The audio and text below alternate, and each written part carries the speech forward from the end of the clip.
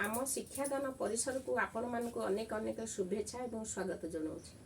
आज विषय वस्तु है बीज गणित समीकरण। यही समीकरण जानिया पूर्व आम समानता उक्ति कहले कौन बुझा जाना निहाती दरकार, कारण समीकरण सहित समानता उक्ति ओतप्रोत भाव जड़ित।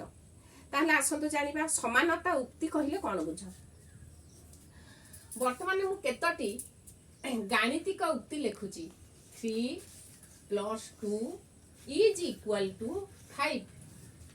5 × 2 = 10 5 × a = 10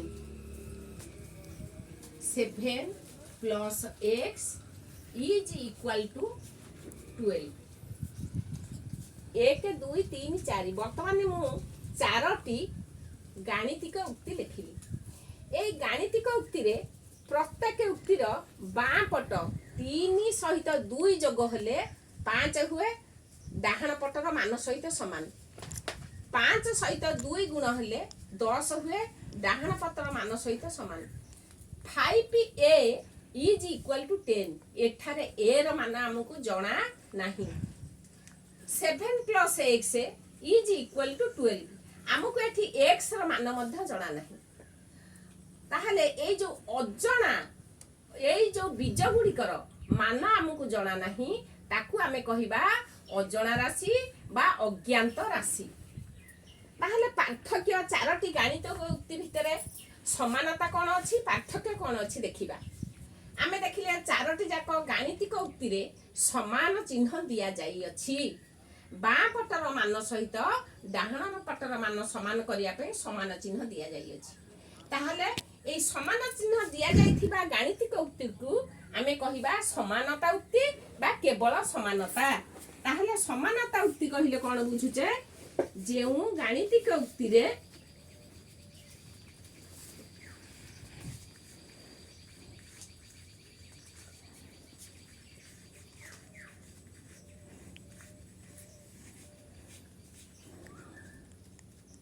समान चिन्ह दिया जाई अछि, समान चिन्ह थाए थाए ताहाकू समानता उक्ति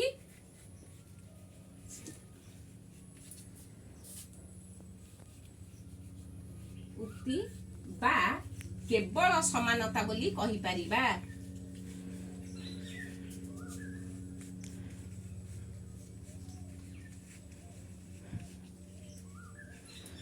कुहा जाए। ताहले प्रथमे आमे समीकरण जानिया पूर्वरु समानता उक्ति बा समानता कहिले कोन बुझे जानिले, जा जेउ गाणितिक उक्ति रे समान चिन्ह दिया जाई थाए ताकू समानता उक्ति बा केवल समानता कहिबा। तापर आसंतु जानिबा समीकरण कोन।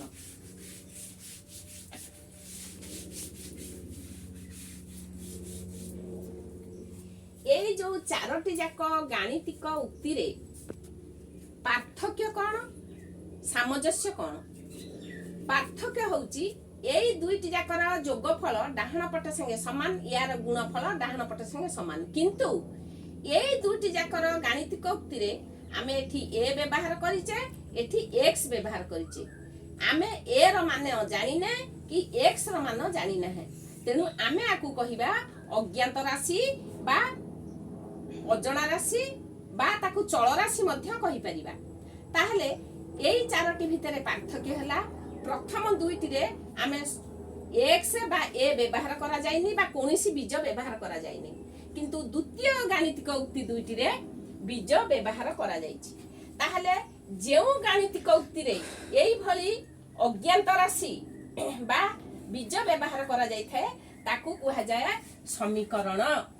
एई दुईटी गाणितिक उक्ति रे अज्ञात राशि बा बीज व्यवहार करा जायथिबारु ताकू आमे समीकरण कहिबा। एई दुईटी जाक समीकरण कहिबा नाही। ताहले समीकरण कहिले आमे एई सिद्धांत रे पहुंचिले जे जेउ गाणितिक उक्ति रे एक बा एकाधिक बीज व्यवहार करा जाय थाए ताहाकू समीकरण कुहा जाय। जेउ गाणितिक उक्ति रे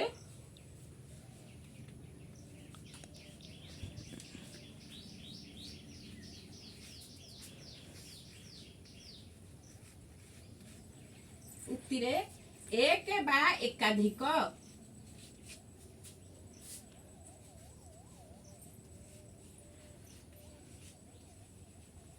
বীজ ব্যবহার করা যাইথাए বা অজ্ঞাত রাশি এক বা একাধিক অজ্ঞাত রাশি ব্যবহার করা যাইথাए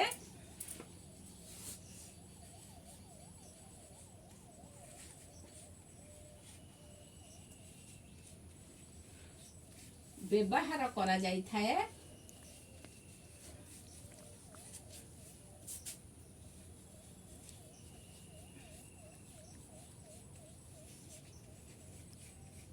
जाइथाए ताहाकु समीकरण कुहा जाए।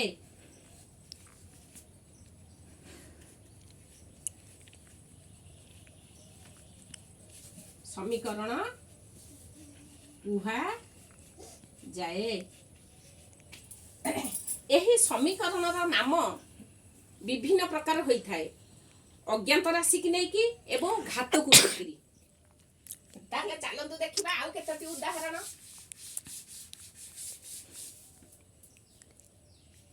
8 plus y is equal to 16.